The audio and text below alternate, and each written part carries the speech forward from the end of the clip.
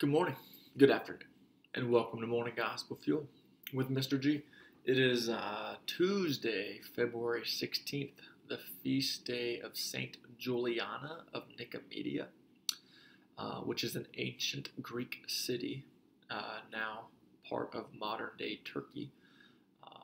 She was, even though she died in the beginning of the 4th century, I believe, the early 300s.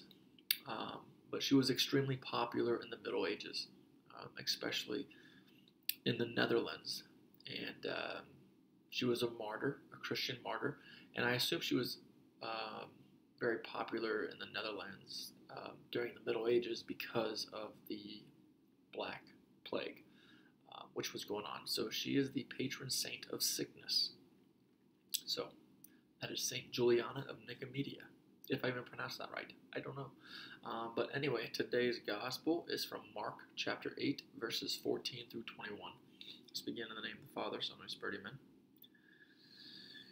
They had forgotten to bring bread, and they had only one loaf with them in the boat. He enjoined them, "Watch out, guard against the leaven of the Pharisees and the leaven of Herod." They concluded among themselves that it was because they had no bread. When he became aware of this, he said to them, "Why do you conclude that it is because you have no bread? Do you not yet understand or comprehend? Are your hearts hardened? Do you have eyes and not see, ears and not hear?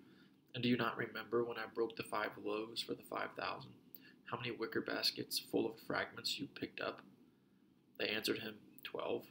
"When I broke the 7 loaves for the 4,000, how many full baskets of fragments did you pick up?" They answered him, 7. He said to them, "Do you still not understand?" Okay, this is a good gospel. This might be one of the first times I've ever read this gospel. I might ever be, honestly. But you can see the disciples are frustrated and they're concerned because they don't have bread. Even though they're going on this trip and they're not prepared, but it doesn't make sense because they're fishermen and they're used to traveling by boat all the time, and they're on this boat and now they don't have any food. So you kind of get a sense that they have become fully dependent on Jesus, in the sense that they feel like they don't need to put forth any effort anymore. And that really speaks to me today, I feel like. We have a deep faith, and then we kind of get complacent, and we just think that Jesus is going to provide everything, and then we kind of stop putting forth effort, or as much as what we might have used to. And notice what Jesus tells them. He says, because the footnote says right after, watch out, guard against the leaven of the Pharisees and the leaven of Herod, which doesn't make sense within the context of this. So the footnote explains, the corruptive action of leaven was an apt symbol of the evil dispositions both of the Pharisees and of Herod toward Jesus.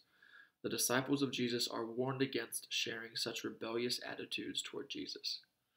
So Jesus is frustrated. He's frustrated at the Pharisees for demanding a sign, and now he's frustrated at the disciples for not trusting him, because they had forgotten that he had just multiplied multiple loaves on 2 occasions of feeding of the 5,000 and feeding of the 4,000. And Jesus is like having to constantly remind them. He's like, saying, I know there's not bread right now, and that's okay. Like, do you not trust? That's why he says, do you still not understand? Do you not have faith? Do you not have hope in me? Do you not trust in me still after all of this? And that is that's a good. This is a good gospel to lead into our Lent journey tomorrow, as we begin Ash Wednesday, which is not a holy day of obligation, by the way, but it's a very popular feast day for people to attend Mass, as far as Catholics go, and all Christians really. So as you go through the rest of this day, make sure you kind of go through a self-examination of what it is that you need to do and put forth effort to grow closer to God, and to put your true, full faith, hope, and trust in Him. in all things.